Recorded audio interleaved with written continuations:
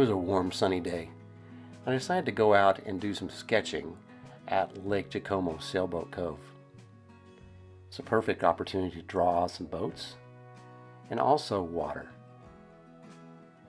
Sailboat Cove has been around since 1959, shortly before the dam at the lake had been created. It'll give me an opportunity in my sketches to focus on basic shapes, as well as work on the reflection in water and different textures. There was a shelter house not too far from where the lake actually was, and it was a perfect location for me to go ahead and set up and get ready to sketch. I set up my tripod for my camera and then got all my materials ready. I found 3 ships that were very close to one another that would be perfect for my drawing.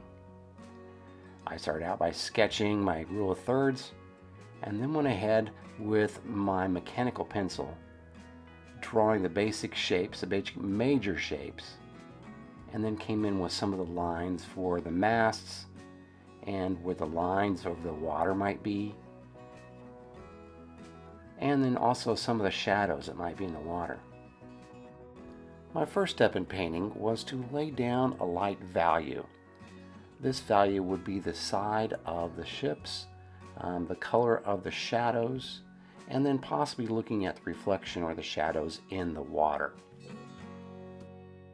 I've been using just a scrap piece of watercolor paper to test my color, but also I've been using it to mix up the value that I'm looking for. Sometimes it's difficult for me to get the exact value by using my palette, but if I use a piece of scrap paper, it seems to control it a little bit better. So I've been using that a lot lately.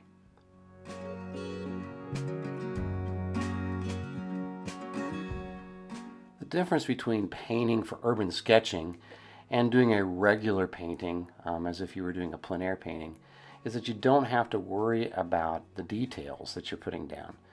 You're just wanting the basic colors and probably some of the shadows, and then you can come back in and add the detail with the ink that you're putting on top. Remember, this is a sketch. It's not a finished painting.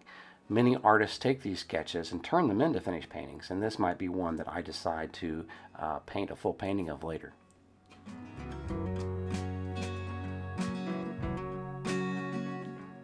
One of the secrets to painting water is to think of it in terms of layers. This is the first layer that I laid down of a nice light value.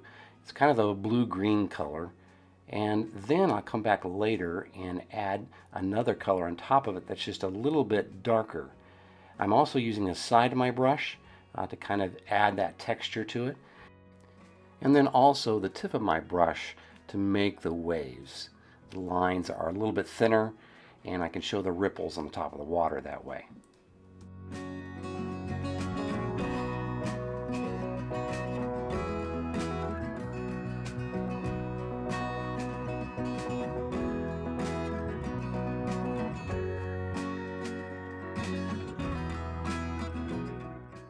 Thinking about distance as I'm starting this painting, I'm noticing that there are lots of green trees in the background that are different values of green. So I'm thinking, how am I going to attempt to show that in the background, but not let it take control of the painting? I start out by just doing it wet on wet, by wetting down the area with water completely, and then mixing up a lighter green color. I just do the wet into wet to kind of let the trees take form. And then I will add another value, a darker value, on top of that. Now the key thing is just to give the impression that the trees are back there. They are not the main thing that we're looking at. It's the boats, the water. That's what I want people to see. So the trees in the background, I just want to emphasize their shape and their texture and then leave them alone.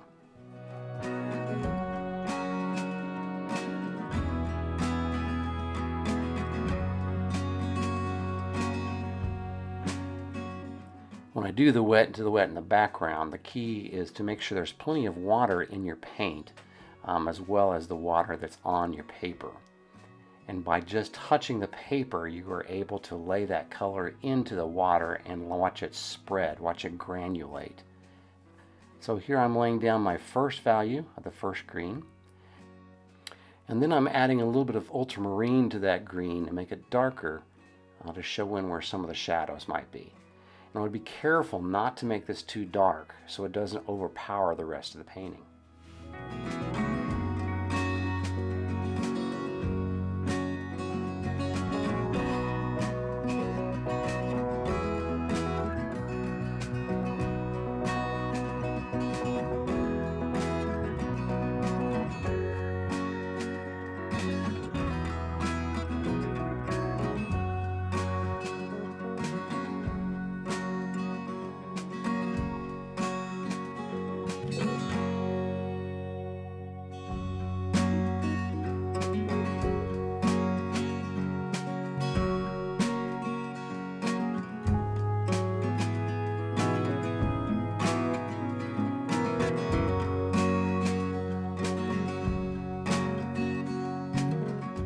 Once I've laid down the basic values for my painting, then I start in using my Micron pen. I believe I started with an 03 to start drawing some of the line work.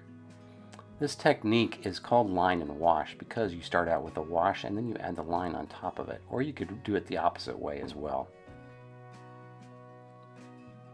The boats really start taking shape as I'm adding a little bit of the details, putting in the lines on the mast and on the ropes that are coming down, and adding the windows. I'm looking very carefully at the shadows, being careful not to overdo it with the ink, but showing the basic lines and some of the details and some of the shadows so I can finish my sketch.